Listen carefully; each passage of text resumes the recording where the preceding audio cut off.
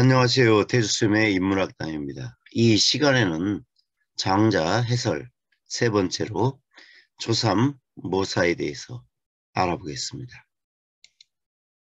이 조삼 모사는 장자의 제2편 제물론에 수록이 되어 있습니다.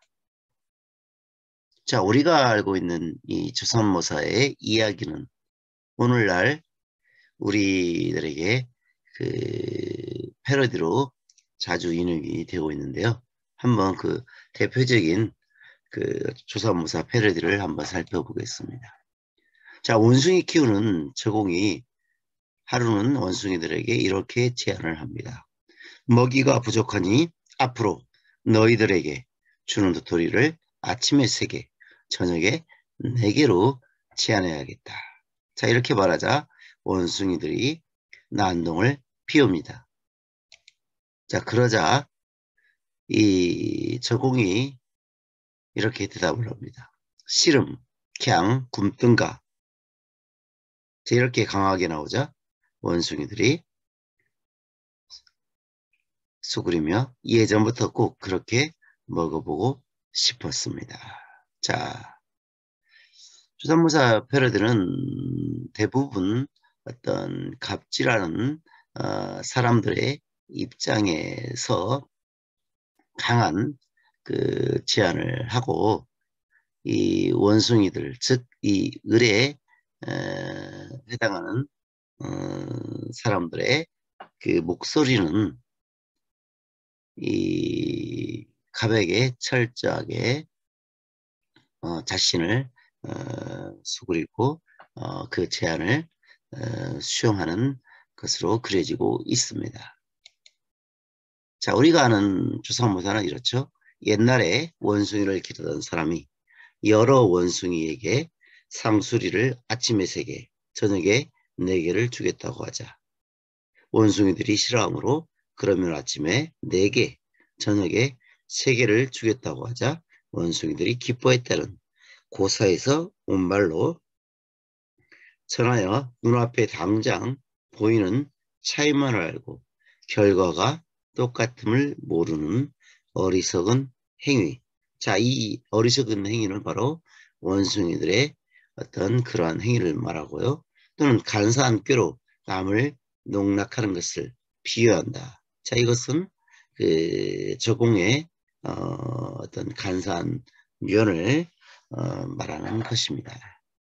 자, 그러면 이 장자에 수록된 조삼 모사를 한번 읽어보면서 그 의미를 한번 살펴보겠습니다. 인신이 이유 부지기연을 위지도라 하니라. 노 신명하야 위일을 하고 이 부지 기 동야를 위지 조삼이니. 자, 이 인시 이 앞에 있는 내용도 있었는데요. 조금 너무 난해해가지고 자, 이 부분도 시작을 하겠습니다. 자, 인시 이때의 시는 이것이 아니라 옳다는 뜻입니다. 자, 옳을 시자입니다. 그래서 이 절대의 시로 말미암을 뿐이니 그렇게 할 뿐이고 이라는 것은 또 뭔 말 뿐이라는 거죠. 그래서 절대의 시의 말미암을 따름이니 그렇게 할 뿐이고 그것이 그러한 까닭, 기연은 그러한 까닭입니다. 연자는 그러한 어떤 소위연된 까닭을 보통 연이라고 합니다. 그래서 그러한 까닭을 알지 못하고 위지도 그것을 일러 돌아 한다. 자, 이 설명도 조금 난해한데요. 자, 이런 것입니다. 이 도가에서 말하는 이 도라고 하는 것은 우주 만물이 생성하고 소멸하는 어떤 존재의 원리로서 말하는 것입니다.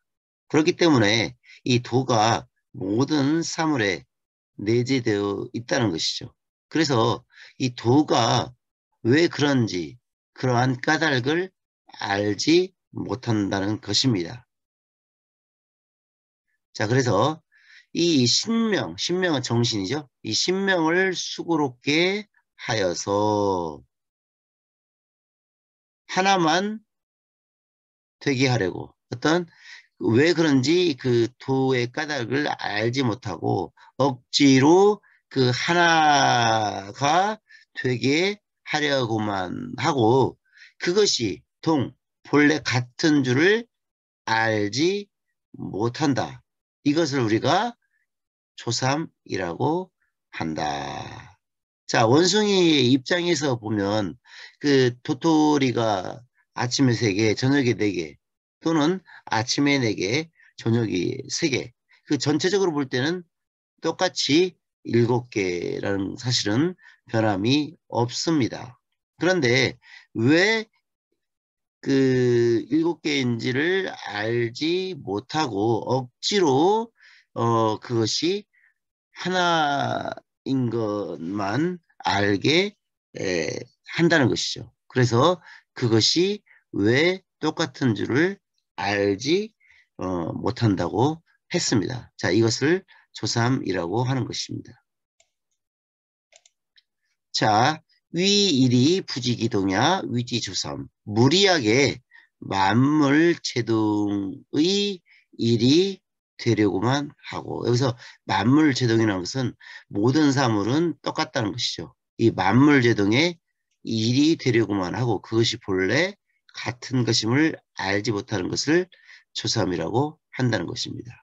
만물제동의 이치를 알지 못하고 그것을 무의 자연이 아닌 인위적인 행동으로 무리하게 하는 부질없는 행위를 조삼으로 비유하였습니다. 자, 본문 1을 보겠습니다. 하위 조삼고 왈 저공이 부소할세 왈 조삼이 모사라 한데 중저 개노원을 왈 연즉 조사이 모삼이라 한데 중저 계열하니.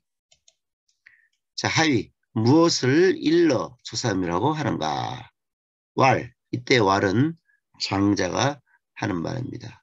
저공이 부서할세 원숭이 키우는 사람이 상수리를 나누어 주려고 할 때 이때 왈은 저공의 한 말입니다.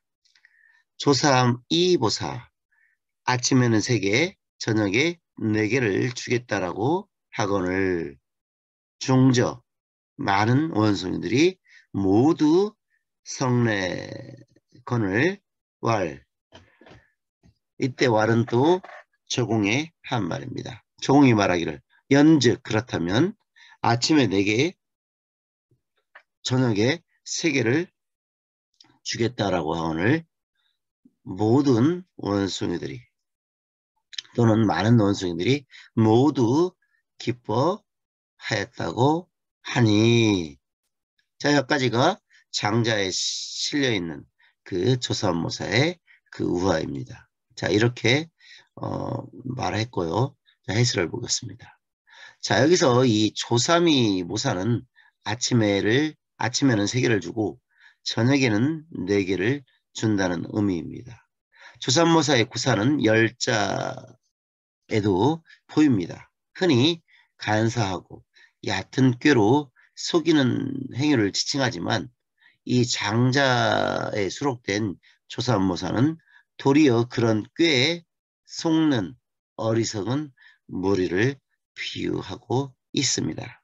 또 한원진이라는 사람은 조삼모사는 시비의 실제 내용은 본래 같은데 시비의 쓰임은 다를 때가 있음을 말한 것입니다. 라고 풀이했습니다. 자, 본문사 계속 이어서 보겠습니다.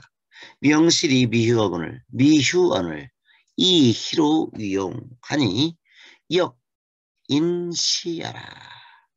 자, 명실. 이 명은 이름이고 실은 실제죠. 즉 하루에 7개라는 어떤 그 이름과 또 그 내용은 이 실제가 아무런 변화가 없는데 즉 휴자는 어그러지다 또 이지러지다. 그래서 아무런 변화가 없다는 것이죠. 그래서 하루에 7개 주겠다는 어떤 명분과 그 내용 어떤 실제가 아무런 변화가 없는데도 희로 기뻐하고 노여하는 마음이 작용을 하게 되었으니 또한 시, 그 절대 불변의 어떤 시를 따라야 한다. 즉 이러한 잘못을 저지르지 않으려면 그 절대적인 시, 즉 모두 7개라는 변함없는 이 사시를 따라야 한다는 것이죠. 이러면 이렇게 어리석은 행위를 저지르지 않는다는 것입니다.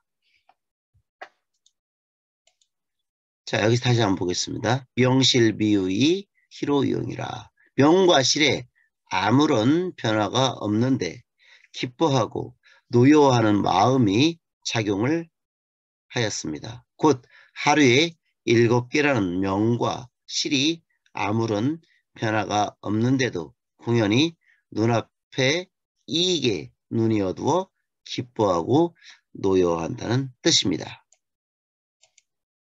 자, 역인시하라. 또한 눈앞에 이익에 얽매이지 않고 절대의 시, 도를 따라야 한다. 곧 원숭이들처럼 어리석지 않으려면 절대의 시를 따라야 한다는 뜻입니다. 많은 주석가들은 저공 또한 원숭이들이 옳다고 생각하는 것을 따른 것이다 라고 하여 시를 절대의 시가 아닌 시비상대의 시로 보았습니다. 이에 따르면 역인시하는 기뻐하고 노여워하는 마음이 작용하였으니 이는 또한 상대적 시비의 시를 따랐기 때문이다 라고 보아야 한다고 주장을 하기도 했습니다. 시로 성인은 화지이 시비하야 이효 천균하나니 시지위 양행이니라. 자, 이 때문에 성인은 그 시비를 좋아해서 천균에서 휴 편안히 쉰다. 자, 이것을 양행이라 한다. 이 조삼모사에서 장자가 주장하고 싶었던 것이 바로 이 양행입니다. 자, 그러면 이 양행을 한번 살펴보겠습니다. 자, 양행을 살펴보기 전에 이 구절을 먼저 보겠습니다. 화지이 시비, 효 천균이라. 자, 시비를 조화시켜 이 천균에서 편안히 쉰다.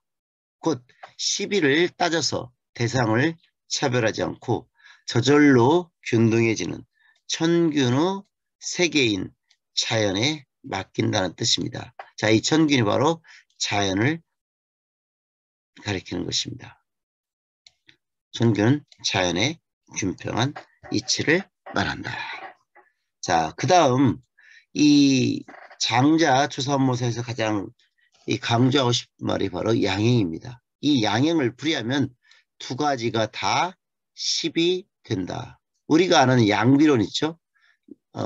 양비론. 자, 두 개가 다 틀렸다고 말하는 게 바로 양비론입니다. 자, 양비론이 아닌 양행. 옳건 그르건.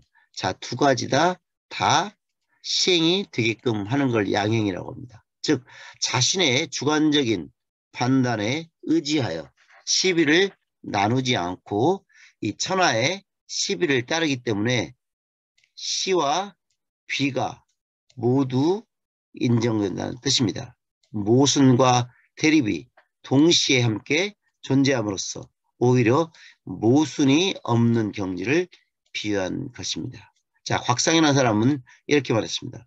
천하의 시비에 맡긴다는 뜻으로 풀었고 현영이라는 사람은 시비를 떠나지 않으면서 시비를 없앨 수 있기 때문에 두 가지를 다 시행하는 두 가지가 시행된다고 말한 것이다 라고 이 의미를 풀었습니다.